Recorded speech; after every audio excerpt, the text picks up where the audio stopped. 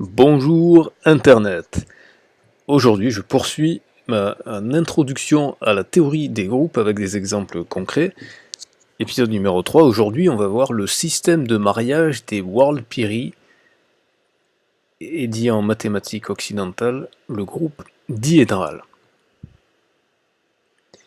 Alors, tout d'abord, commençons par l'introduction contextuelle. Les populations indigènes de l'Australie sont réputées pour le grand cas qu'elles font de la parenté.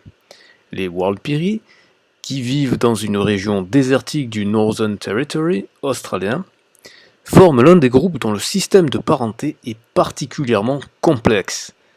Leur système encode l'organisation sociale, politique et spirituelle ainsi que les comportements.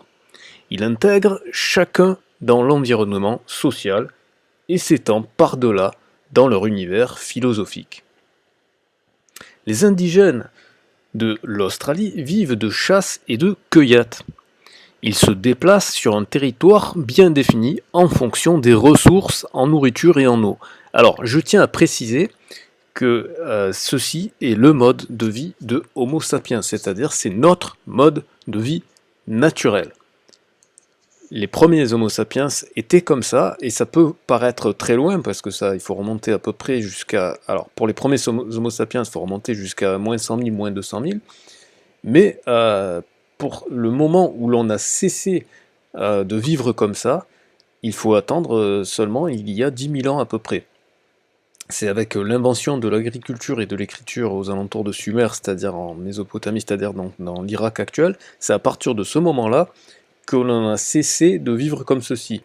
Et si on compte que l'on a commencé à être Homo sapiens à moins de 200 000, c'est les dernières découvertes de, je crois, septembre 2017 au Maroc, qui montrent donc que Homo sapiens remonte à 200 000, moins de 200 000, ça veut dire que pendant 99% de la période de vie de Homo sapiens de son existence jusqu'à aujourd'hui, pendant 99% du temps, nous avons été chasseurs-cueilleurs. Donc c'est véritablement notre mode de fonctionnement naturel, même si aujourd'hui, effectivement, ça paraît surréaliste quand on habite dans une métropole ultra bétonnée avec plein de technologies.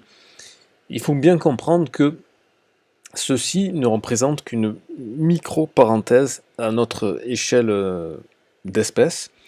Et ça veut dire aussi que donc nos cerveaux n'ont pas fondamentalement changé entre l'époque où nous étions chasseurs-cueilleurs et l'époque que nous vivons aujourd'hui. Si je fais cette petite parenthèse maintenant, c'est pour recontextualiser, on va en discuter un petit peu après, à la fin de l'exposé. Donc je reprends. Donc les indigènes d'Australie, ils voyagent en groupe de 10 à 60 personnes, mais ils rencontrent à diverses reprises, pour des occasions variées, des groupes qui leur sont associés. Si leurs possessions matérielles sont minces, leurs univers spirituels et sociaux sont riches et présentent une organisation complexe. Dans la cosmologie traditionnelle de ces indigènes, toutes les choses existantes font partie d'un système de relations. Ce système et le modèle de la vie furent établis par les ancêtres du temps du rêve. Donc évidemment, c'est leur mythologie, qui sont venus du monde souterrain, du ciel et de l'au-delà des mers. Au cours de leur émergence et de leur voyage à travers le continent, ils ont formé les montagnes, les rivières, les arbres et les rochers. Ils ont nommé les plantes et les animaux. Les frontières territoriales des tribus, les animaux et les plantes qui devaient devenir sacrés pour chaque groupe. Les sites qui seraient plus tard l'objet de remémoration dans les cérémonies et dans les légendes se rapportent tous au voyage des ancêtres. L'ordre naturel des choses, dont les saisons, le cycle de la vie humaine, les diverses modalités des interactions sociales, les prérogatives qui s'attachent à la terre ainsi qu'aux sites et aux cérémonies spécifiques, tout a déjà été défini par les ancêtres. Mais tout cela n'a pas seulement eu lieu il y a très longtemps. Par la voie des rêves, le temps du rêve continue. Il est renouvelé, relu et restauré. Le rêve est tout à la fois passé, présent et futur, et ces trois instances sont entrelacées sur un mode trop éloigné de nos concepts pour nous être clairement intelligibles. L'étude de leur système de parenté nous permettra peut-être de commencer à comprendre. Le système de parenté des Walpiri. Le système de parenté des Walpiri a 8 sections. Chaque personne est affectée à l'une d'entre elles. Les mariages préférentiels doivent avoir lieu avec une personne d'une autre section bien déterminée. Et les enfants seront affectés à une troisième section, laquelle dépend de la section de la mère. Nous nous contenterons ici de noter les sections de 1 à 8. La figure 1 montre les règles de mariage. Alors regardons la figure 1. La figure 1 qui est ici nous permet de voir que ici nous avons le signe égal qui représente la liaison des partenaires de mariage. Donc ça veut dire que 1 est marié à 5. Et les flèches représentent la section des mères vers celle des enfants. C'est-à-dire que ici, celui qui est donc dans la section 1, les enfants vont arriver dans la section 4. Ceux qui sont dans la section, donc les femmes de la section 1, leurs enfants iront dans la section 4. Les femmes de la section 5, leurs enfants iront dans la section 7. C'est-à-dire que si c'est un homme de la section 1 qui se marie avec une femme de la section 5, les enfants de leur union iront dans la section 4. Dans la section 7, puisque la femme est ici. Alors que si c'est l'inverse, si c'est une femme de la section 1 qui se marie avec un homme de la section 5, les enfants iront dans la section 4. De la même manière, ici, si on a une femme de la section 2 qui se marie avec un homme de la section 6, les enfants iront dans la section 3. Mais si c'est l'inverse, si c'est un homme de la section 2 qui se marie avec une femme de la section 6, les enfants iront dans la section 8.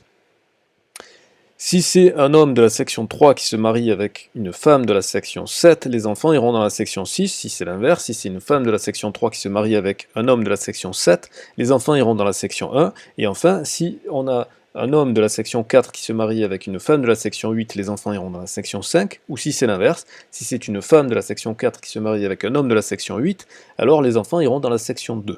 Vous voyez que c'est quand même plutôt complexe pour un peuple dit primitif, mais on va y revenir. Donc je disais, la figure 1 montre les règles de mariage sous la forme d'un diagramme. Un homme de la section 1, par exemple, épousera une femme de la section 5, et leurs enfants appartiendront à la section 7. Un homme de la section 6 épousera une femme de la section 2 et les enfants seront dans la section 3, suivant la procédure sur plusieurs générations pour voir ce qui arrivera. Étant donné que les résultats varient selon le sexe, nous suivrons d'abord plusieurs générations de femmes.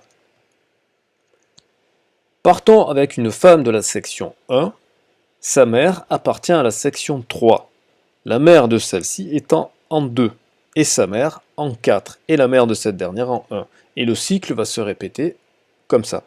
C'est-à-dire que les sections de génération consécutives de femmes forment un matricycle, voire figure 2, que l'on construit toujours selon le même patron, en quelques points que l'on ait commencé. De même, il existe un matricycle, un autre matricycle, voire figure 3. Donc on va regarder figure 2 et 3 pour regarder les matricycles. Donc ici nous avons le matricycle de la figure 2, c'est-à-dire la mère en 1, ensuite en 3, ensuite en 2, ensuite en 4 et à nouveau en 1. Et le matricycle de la figure 3, c'est 5, puis 8, puis 6, puis 7 et à nouveau en 5. On va voir plus en détail plus tard comment est-ce qu'on s'y retrouve avec tout ça. Donc puisque ces deux cycles ne se recoupent pas, ils n'ont pas de point commun, quand on est dans le cycle de la figure 2, on ne peut pas atterrir dans le cycle de la figure 3, et vice-versa. Donc puisque ces deux cycles ne se recoupent pas, et que chacun contient la moitié des 8 sections, les anthropologues appellent moitié chacun de ces deux groupes de 4 sections. Dans le cas présent, en raison de leur relation au groupe de la mère, il s'agit de matri-moitié. Les règles des Walpiri, dans la conduite des relations personnelles, se rapportent principalement à ces matri-moitiés. Les interactions avec les membres de la même moitié sont relativement libres, tandis qu'un formalisme très construit s'applique aux interactions avec les membres de l'autre moitié. La figure 4 représente autrement les mêmes règles de mariage et fait figurer les matri-moitiés et les matricycles sous une forme plus explicite. Alors on revient ici, et cette fois, donc on a en fait la même chose qu'on avait vu au début, sauf que cette fois, même si j'ai mal dessiné, on voit quand même qu'il y a des cycles. Donc il y a le premier cycle, c'est de 1 on va en 4, de 4 on va en 2, de 2 on va en 3, et après on recommence. Et ici, de 5 on va en 7, de 7 on va en 6, de 6 on va en 8, et de 8 on va en 5. Et toujours pareil, c'est le 1 qui se marie avec le 5, le 4 qui se marie avec le 8, le 2 qui se marie avec le 6, et le 3 qui se marie avec le 7. Ok, donc pour récapituler, si je reprends un exemple, si j'ai un homme de la section 1 qui se marie avec une femme de la section 5, les enfants iront dans la section 7. D'accord? Voilà. Alors, continuons. Considérons à présent ce qui se passe pour les pères et les fils. Un homme de la section 1 épouse une femme de la section 5. Son fils sera un 7, comme on l'a vu à l'exemple. Ce fils épousera une 3. Hein, je reviens ici. Son fils, forcément, que ce soit un fils ou une fille, forcément il épousera quelqu'un de la section 3. Donc si c'est un fils, il épousera une femme de la section 3. Et donc leur fils, puisque la femme elle sera dans la section 3, il reviendra en 1. Donc c'était un homme de la section 1, il s'est marié à une femme de la section 5, donc leur fils est arrivé en section 7, qui s'est marié avec une femme de la section 3, et donc du coup les enfants sont revenus à la 1, c'est-à-dire que le fils du fils, le petit-fils, se retrouvera dans la même section que son grand-père.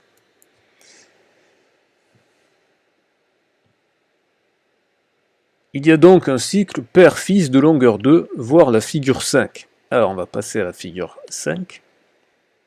Et là, c'est ce que je viens de dire, c'est le fait que le père va être séparé de son fils, mais après, le petit-fils, il va revenir à la section 1. Donc du coup, en fait, on a cette boucle. C'est exactement ce qui est ici, la figure 5.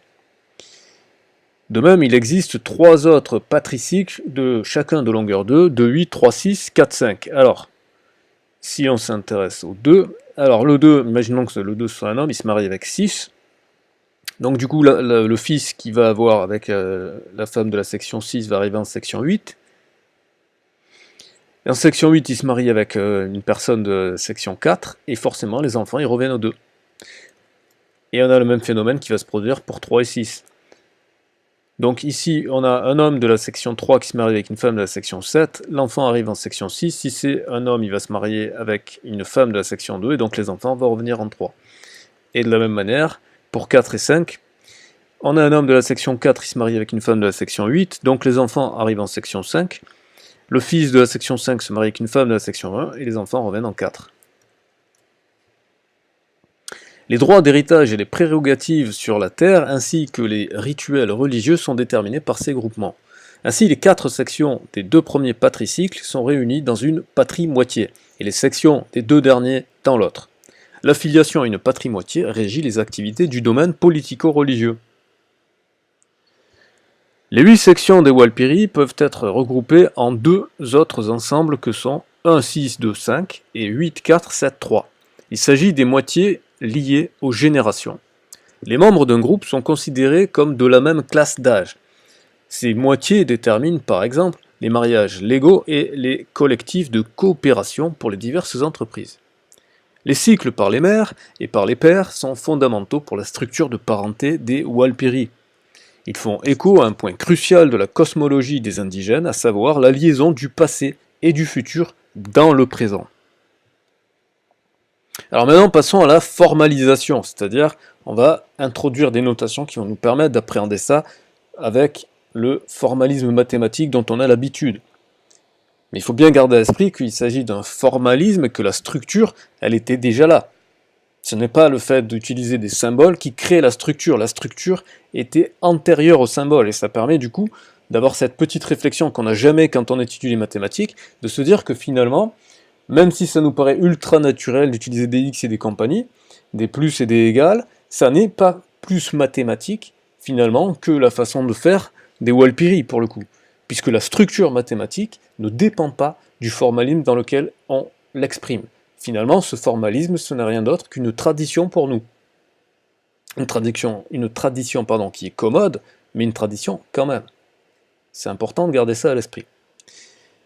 Introduisons donc, pour approfondir les implications et les propriétés logiques de ce système, un autre mode de description. Ici, nous construisons sur la base de la théorie des groupes. D'où la vidéo dans ce cycle sur la théorie des groupes. Nous utiliserons des symboles constitués de lettres pour représenter les relations de descendance et les 8 sections. Ici, les relations de descendance relieront les sections entre elles. nous verrons que le système de parenté des Wild-Piri a une structure logique que les mathématiciens occidentaux appellent un groupe diédral d'ordre 8. Pour inaugurer la nouvelle notation, choisissons la section 1 comme section de base et nous la notons I comme identité. Donc si vous avez des doutes avec qu'est-ce que c'est que l'identité, je vous renvoie à la première vidéo que j'avais fait avec le triangle équilatéral. Les autres sections seront considérées à partir de cette perspective, c'est-à-dire selon leur relation à I. Puisque les mères de tous les membres de la section 1 sont dans la section 3. D'accord? Ici, les gens qui sont dans la section 1 sont issus des mères de la section 3. Nous noterons dorénavant celle-ci, M pour la relation mère. Donc la section 3, ça va être M comme la mère de la section 1, c'est-à-dire I. Leurs mères qui sont dans la section 2, donc ici les mères de ceux qui sont dans la section 3, ils sont dans la section 2. Sont les mères des personnes de I. Et donc la section 2 devient MM, donc M carré. Par suite, la section 4 sera notée MMM, c'est-à-dire M cube. Si nous convenons d'écrire P pour paire, la section 7, qui contient les paires des membres de I, sera dorénavant notée P, et les sections 5, 8 et 6 deviennent respectivement MP, M carré fois P et M carré fois et M cube fois P. Il y a une faute de frappe, c'est pas 2P, c'est M carré fois P et M cube fois P. D'ailleurs ici, c'est beaucoup mieux noté. L'ordre des lettres est significatif dans la notation MP, par exemple sur la section qui contient les mères des paires des personnes de I, et on voit clairement que ce ne sont pas des paires des personnes de leur mère. Donc c'est-à-dire l'ordre est important. On avait déjà vu que la notion d'ordre était importante. Je renvoie à la première vidéo avec le triangle équilatéral. Finalement, on obtient la correspondance suivante. Donc la section 1 c'est I, la section 2 c'est M carré, la section 3 c'est M, la section 4 c'est M cube, la section 5 c'est MP, la section 6 c'est M cube P, la section 7 c'est P et la section 8 c'est M carré P. Si nous cherchons la section des mères des membres du groupe MP, nous utiliserons la même relation que celle qui a conduit de I à M, c'est-à-dire mère, après avoir appliqué les relations qui conduisent de I à MP. Les relations, le résultat est celui que nous aurions obtenu en allant de I à M carré P. On écrira symboliquement que M facteur de MP donne M carré P, ce qui paraît trivial quand on sait faire de l'algèbre. Mais la relation d'après n'est pas du tout triviale. Dans certains autres cas, les résultats seront beaucoup moins immédiats. Par exemple, les paires des membres de MP se trouvent dans M cube, c'est-à-dire que P fois MP va donner M cube, et ça, c'est pas du tout trivial. Voici la table complète du groupe. Donc puisque c'est une section, puisqu'il y a 8 sections, ça veut dire qu'il y a 8 éléments, il y a 8 transformations. Hein. Je te renvoie à la vidéo 1 avec le triangle équilatéral. Dans le triangle équilatéral, on avait dénombré qu'il y avait 6 transformations. Donc on avait un tableau de 6 par 6, donc de 36 éléments. Là on a un tableau de 8 par 8, donc 64 éléments dans le tableau. Mais de la même manière que pour le triangle équilatéral, les éléments qu'il y avait dans le tableau n'étaient rien d'autre que les éléments qui permettaient de constituer le tableau, c'est-à-dire qu'il n'y avait pas de nouveaux éléments. Et bien là, c'est exactement pareil. Et le groupe du triangle équilatéral, c'est ce qu'on appelle le groupe diédral d'ordre 3, puisque c'est pour la permutation des 3 sommets de notre triangle. Et là, c'est le groupe diédral d'ordre 8, puisqu'il y a 8 éléments, c'est-à-dire que ça correspond à... c'est le groupe diédral d'ordre 4, puisqu'en fait, le groupe diédral, c'est s'il y a n dimensions, il faut faire 2n éléments. Donc là, il y a 8 éléments, donc ça veut dire que 2n égale 8, donc n égale 4. Donc ça veut dire que la figure géométrique qui est associée à ce groupe, c'est le carré. Donc je ferai une vidéo sur le carré pour qu'on voit que c'est exactement la même chose, c'est exactement la même table. Ce qui est quand même assez fabuleux, ça veut dire que le système de parenté des Wild-Piri est exactement à la même structure que le système des transformations qui laisse le carré invariant. C'est quand même assez génial quand on y réfléchit. Et on peut se poser la question de comment ils en sont arrivés à utiliser ça, parce que clairement, quand on voit cette structure qui est aussi parfaite, il est totalement impossible qu'ils aient pu sortir ça comme ça au hasard. Donc la question qu'on peut se poser, et ça il n'y a pas la réponse dans le livre malheureusement, c'est est-ce qu'ils y sont arrivés par essais-erreurs successivement, ou est-ce qu'ils ont réfléchi, ils se sont dit on va faire comme ça.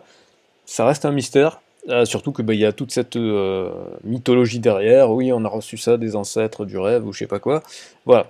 Bref, donc c'est l'interprétation, c'est la suivante, c'est que les résultats des couplages possibles sont regroupés dans le tableau, tous les résultats, c'est ça qui est important. Les têtes de colonne indiquent le premier terme d'un couple, les têtes de ligne indiquent la relation que l'on applique à ce terme, ces couplages ont une propriété capitale, toutes les composés possibles font partie de l'ensemble des 8 sections de départ.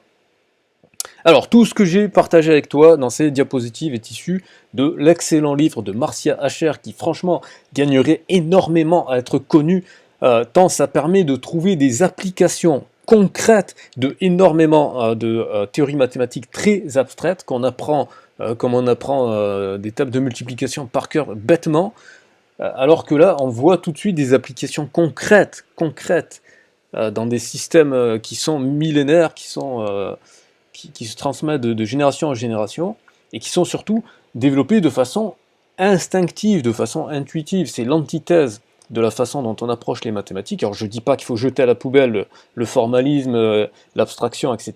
C'est génial, mais c'est aussi très intéressant de voir qu'on peut avoir une approche intuitive et que donc on peut mêler les deux. Je ne vois pas pourquoi on devrait séparer les deux.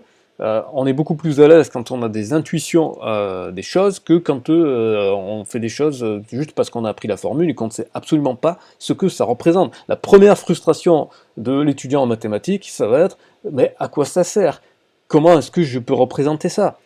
Et même si je suis un partisan du fait que les mathématiques sont intéressantes en soi, parce que c'est joli, parce que c'est magnifique, parce que c'est un exercice de l'esprit, parce que c'est une stimulation, parce que c'est un dépassement de soi, ou pour reprendre la formule de Jacobi qui disait on fait des mathématiques pour l'honneur de l'esprit humain, je suis absolument d'accord avec ça, mais c'est aussi très intéressant de pouvoir avoir une intuition. C'est Leibniz qui disait la musique, c'est lorsque l'esprit fait de l'arithmétique sans s'en apercevoir. Ben voilà, c'est typiquement beaucoup plus jouissif de jouer une mélodie parce qu'on la sent, plutôt que parce qu'on est un robot mécanique qui répète une partition sans comprendre, sans sentir quoi que ce soit. On peut comprendre tout en ressentant, et je dirais même plus que pour véritablement comprendre, il faut ressentir. Donc si tu es étudiant dans le supérieur ou si tu es curieux tout simplement, je t'invite très fortement à te procurer le livre. Donc je t'ai mis le lien ici, je t'ai mis le lien dans la description. Dans la description, tu as également un lien vers mon groupe que je suis en train de créer qui s'appelle la prépa pour tous, où je vais aller plus loin que ces simples vidéos. Où on va étudier l'ensemble du programme de la première année de prépa. Ça va démarrer le 1er octobre. Si tu t'inscris avant le 1er septembre, tu auras des tarifs ultra préférentiels, mais tout est expliqué dans le lien de la description. Tu vas cliquer sur le lien et tu vas t'amener sur une page, tu mettras ton prénom et ton email et tu auras toutes les informations complémentaires. Donc il y a des tarifs préférentiels si tu t'inscris avant le 1er septembre. Il y aura des tarifs un peu moins préférentiels si tu t'inscris avant le 1er octobre, et à partir du 1er octobre, ce sera le tarif définitif. Il faut savoir que pour ceux qui s'inscrivent pendant les tarifs préférentiels, vous aurez en plus, en bonus, le mois de septembre, ce que j'appelle la passerelle, où je vous donnerai chaque jour des vidéos avec des exercices et des explications sur ce qui permet de faire la transition entre la terminale et le supérieur, parce que il y a un gap énorme entre la terminale et le supérieur. Et bien souvent, il y a des statistiques quand même assez hallucinantes. Il y a plus de 80% des gens qui ont le bac. Il y a seulement 20% des gens qui réussissent la première année. Donc voilà, donc il y a beaucoup de gens qui se cassent la figure après le bac, et encore plus dans les filières mathématiques. Donc tout ce que j'ai partagé avec toi dans ces diapositives, c'est dans l'excellent livre de Marcia Asher, qui est une chercheuse à l'université d'Ithaca College aux États-Unis. Ce sont plus précisément les pages 89 à 94 incluses, et le livre en compte plus de 280, voilà. Et il y a de nombreuses formalisations à partir du système autochtone, comme je l'ai développé ici, concernant les Walpiri, sachant que je n'ai pas développé tous les secrets des Walpiri. Ce livre traite de bien d'autres sujets très intéressants, comme les Kipuenka, comme on peut voir sur la couverture, mais aussi de plein d'autres choses, comme les grapholariens que certains peuples africains tracent dans le sable, ou les Vanuatu, ou des jeux d'osselets avec les Maoris qui font des probabilités, enfin bref, il y a énormément de choses très intéressantes. L'idée générale du livre, c'est de montrer que les civilisations dites primitives ont toutes développé des systèmes très complexes qui nécessitent l'utilisation de mathématiques sophistiquées pour être véritablement étudiés et compris. Voilà, merci de ton attention. Donc je t'invite à cliquer sur le lien dans la description pour voir le programme de la prépa pour tous, qui ne s'adresse pas que pour les gens qui veulent faire prépa. La trame, le fil conducteur sera le programme officiel de prépa, mais ce sera présenté d'une façon intéressante, d'une façon compréhensible, et surtout d'une façon bienveillante, puisque la prépa, malheureusement, c'est très souvent des humiliations, des compétitions, une ambiance assez pourrie, alors que les choses qui y sont étudiées sont très intéressantes en tant que telles, mais ont aussi, comme toujours, énormément d'aspects, c'est-à-dire qu'on peut les voir de plein de manières différentes, de manière qui me semble beaucoup plus intéressante que la manière purement scolaire. Voilà, merci pour ton attention, je te souhaite une bonne journée, je te dis à très bientôt, abonne-toi si ça n'est pas déjà fait, un pouce vers le haut si la vidéo t'a plu et partage-la à qui tu voudras.